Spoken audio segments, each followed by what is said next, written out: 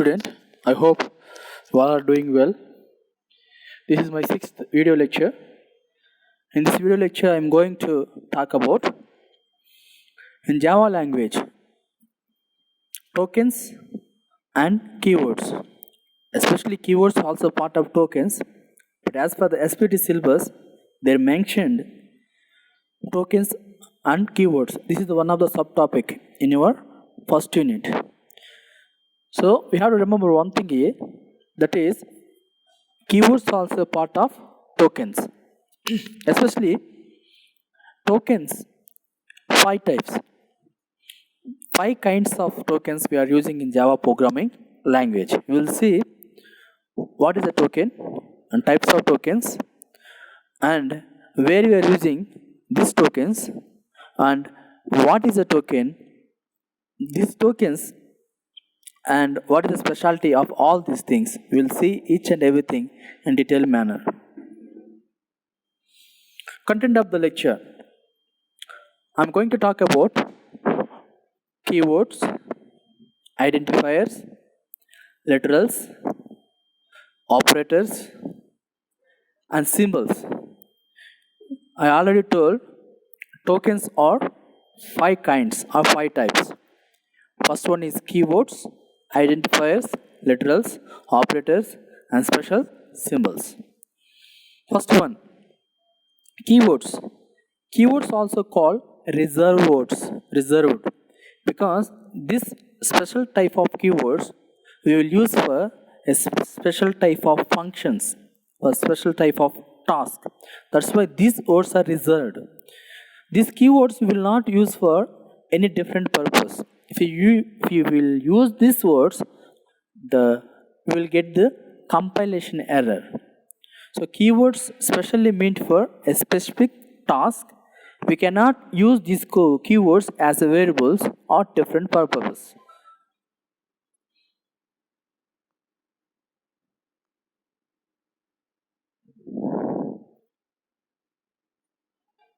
These are the keywords. Keywords many are there, nearly more than 40 to 50 different keywords are there. And these different keywords we are using for different purposes. Once again, I want emphasizing on this word. What is that? Keywords will not use for in different purposes. Keywords specially meant for a specific task that is defaultly designed by the programmers. That purpose only we can use. Apart from that, if you want to use these keywords as variables, you will get compilation error. So keywords I mentioned here, some of them. It is not possible to declare all, but I am taking some of them as examples. First one is do. It is one keyword. Abstract is a keyword. Boolean, double, integer, default, extend, catch, continue, import, else, if, interface, extends, implements. These are the different types of keywords. So each keyword, it has its own functioning. Next, we are going to talk about identifiers. Java identifiers are the user-defined names of variables, method, classes, arrays, packages, and interfaces.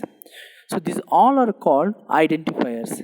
Identifier help you to identify a specific variable. It may be variable, it may be class, it may be method, it may be constructor, it may be array, it may be particular package or particular interface. So each one has its own identity. That's why it's called identifiers.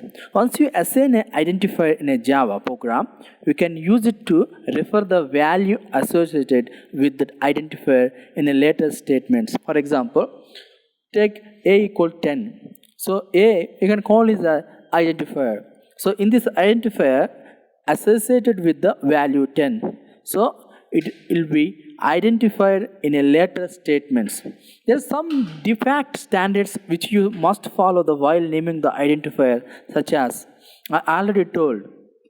When you are identifier, we have to follow some default What are some default standards? What are they? Identifiers must begin with a letter, dollar, or underscore. So we have to follow some standards, or we have to follow some syntaxes or some rules. What is that? First one, identifiers must be begin with a letter or dollar or underscore. Apart from the first character, an identifier can have any combination of characters. For example, take a wood, a chair, car, or any student name, or any name, any country name, like that. So identifier can declare a combination of characters. Identifiers in Java are case sensitive. Case sensitive means we are following the case sensitive all alphabets like capitals or smalls. So identifiers in Java are case sensitive. Java identifiers can be of any length. So it is not restriction to, that means what? It may be long name or short name. So for example, Anand or Gopal Krishna Anand. So like that also you can declare. So here what is telling, a Java identifiers can be of any length, So identifier name cannot contain with spaces, That means what? For example, when you are declaring an identifier, the combination of letters should be, the chain should not be broken. But if you want to declare any name, in between, a gap should not become. When the gap will come, it will not taking as an identifier what it actually says. So identifier name cannot be contained white space. That means in between there should be no gap while creating a identifier. For example, Anand. When you're creating Anand, in the name of Anand, you're creating the identifier, Anand should be in a one combination. All letters should be in a group. You should not give any gap between these letters. So an identifier name must not begin with the digit, but can contain digits within. What it says, identifier should not start with the letter. Letter means it should not start with any numeric value. For example, 1, 2, 0 or 10, 100. So identifier name should not be start with any numeric value, but numeric value could be there inside of a name, but it not start with the numeric value. Most importantly, keywords cannot be used as identifiers in a Java. So while I am discussing regarding keywords, I said one thing. Keywords are special type of words that we are using for special purposes defaultly, because these are designed by the programmers.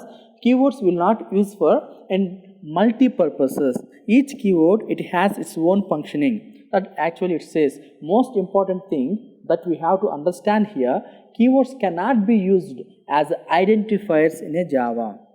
What are the keywords? If else, import, interface, integer, float, double, long. These are the different types of keywords. These keywords, it has one functioning. We cannot use for multi purposes. And third thing that we are going to see here, literals. Literals in a Java are similar to normal variables. So literals or variables are similar. Both are similar. Both are same kind. But their values cannot be changed once assigned. In other words, literals are constant variables with fixed values. So literals are variables. Both are similar to same kind. But what is the difference between the literals and variables? Once you declared as a literal, the value will not be changed. But in a variable, we can change the value. That is the actual difference between literals and variables. So we can say this, literals are constants. So constants only we cannot change. Variables we can change. So we can say the word literals is like a constant variables. These are defined by users and can be it can be a one kind of data type. Java supports 5 types of literals which are as follows. So literals, what the literals? Actual literals, the kind of variables, but inside of the literal value will not be changed. They are constant values. So in Java, we are using 5 types of literals. We will see what are they. First one is integer. Second one is floating point. Third one character. Fourth one string. And finally fifth one is boolean. So boolean. So these are the 5 types of literals we are using in a Java programming language. I hope that you understand what is the difference between the variable and literal. Literal value will not be changed. It seems like a constant values. But literal and variable seems to be same but different in functioning. And fourth point we are going to see here, operators. All of you know about the operators. What are the operators? Many operators are there in Java programming language. Already you studied about operators in your C language, C++. So different types of operators. Each operator, it has the own functioning, plus, minus, on slash, asterisk, percentile, and plus, minus, and these are the different equal, less than or equal, greater than or equal to, %, and OR operator, and less than operator, greater than operator, less than or equal, greater than or equal. These are different types of operators that we are using in programming language, and each operator has its own functioning. Okay, these all together we call operators, and this type of operators we are using in a Java programming. So I hope that you understand. Plus we are using for, so you may get some confusion here. When you are using the plus is not a adding or arithmetic operator. It is a increment operator. So that we have to observe here. Already we discussed in last semester what are the increment operators or decrement operators we have seen. So when plus is there, what will happen? Increment will going to happen. When minus will be there, what will going to happen? Decrement will going to happen. These symbols for what? These symbols for increment or decrement, not for the addition or subtraction. Only single operator, that is only single plus help you to adding up the two variables, or a single minus help you to subtracting up the two variables, and this is different totally from plus or minus, that are the increment or decrement operators.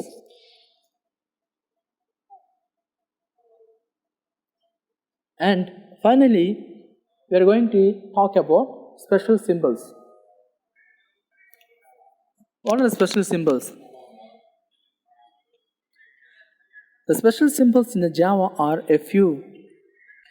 The special symbols in Java are a few characters which have special meaning known to Java compiler and cannot be used for any other purpose. So it's like a keywords. The same statement, the same definition we studied in previously in keywords. When I am discussed regarding keywords, I mentioned the word. The keywords are special.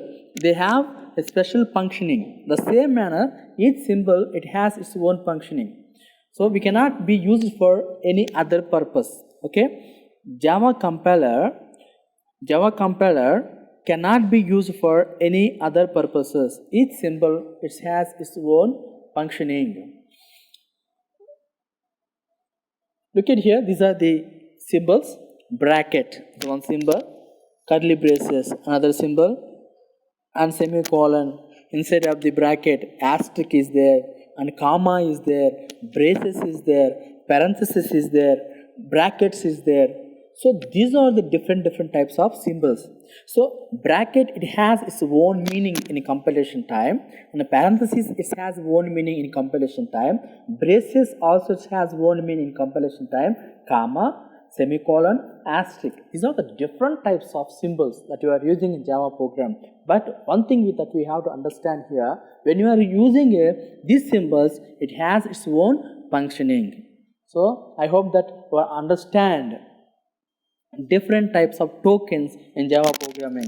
Also, I want to sum up here with a summary.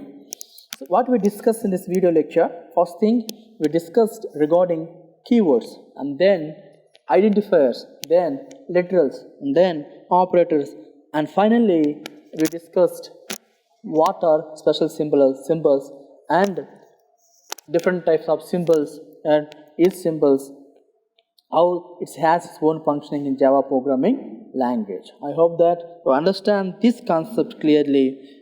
Thank you for listening. Bye. Bye bye.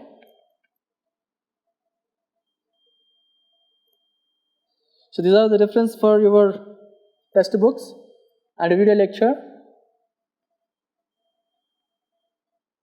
Thank you for listening.